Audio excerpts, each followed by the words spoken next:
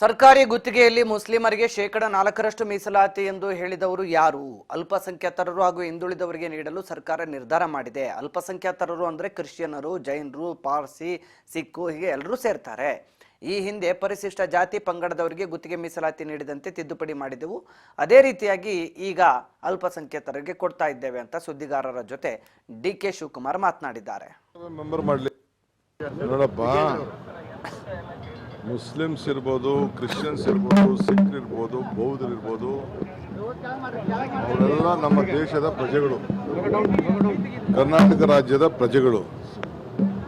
ನಾವು ಎಲ್ಲ ಅಲ್ಪಸಂಖ್ಯಾತರಿಗೆ, ಹಿಂದುಳಿದವರ ಬಗ್ಗೆ ನಾವು ಚಿಂತೆ ಮಾಡ್ತೀವಿ. ಸಮಪಾಳು ಅನ್ನೋರು ಯಾರೋ ಒಬ್ಬನ MSc ಮಾಡ್ಕೊಳ್ಳಿ, ಅವರು ಒಬ್ಬನ ರಾಜ್ಯಸಭೆ ಮೆಂಬರ್ ಮಾಡಲಿ, ಸೆಂಟ್ರಲ್ ಗೌರ್ಮೆಂಟಲ್ಲಿ ಮಂತ್ರಿ ಮಾಡಲಿ, ಒಂದಿಬ್ಬರು ಕ್ರಿಶ್ಚಿಯನ್ಸ್ನ, ಒಂದು 3 ಜನ ಮುಸ್ಲಿಮ್ಸ್ನ ಮಾಡ್ಕೊಳ್ಳಿ.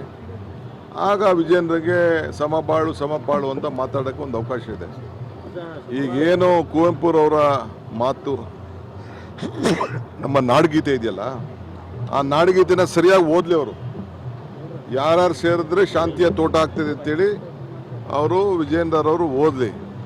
ಇನ್ನು ಪಾಪ ಈಗ ಅಧ್ಯಕ್ಷರಾಗಿದ್ದಾರೆ, ಅವ್ರ ಲೆವೆಲಲ್ಲೇ ಇರಲಿ. ಈಗ ನೀವು ಮಾತು ಕೇಳಲ್ಲ, ಫಸ್ಟ್ ಅವ್ರು ಏನು ಹೇಳಿದ್ದಾರೆ ಅಂತ ನೋಡ್ಕೋತೀನಿ, ಆಮೇಲೆ ಮಾತಾಡ್ತೀನಿ.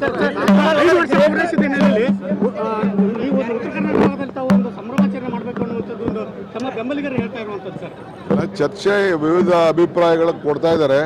ಫಸ್ಟು ಎಲ್ಲ ಮಂತ್ರಿಗಳಿಗೆ ನಾವು ಪ್ರತಿಯೊಂದು ವಿಧಾನಸಭಾ ಕ್ಷೇತ್ರಕ್ಕೆ ಹೋಗಿ ಕಾರ್ಯಕರ್ತರ ಸಭೆ ಮಾಡಿ ಅಂತ ನಾವು ಸೂಚನೆಯನ್ನು ಕೊಟ್ಟಿದ್ದೇವೆ.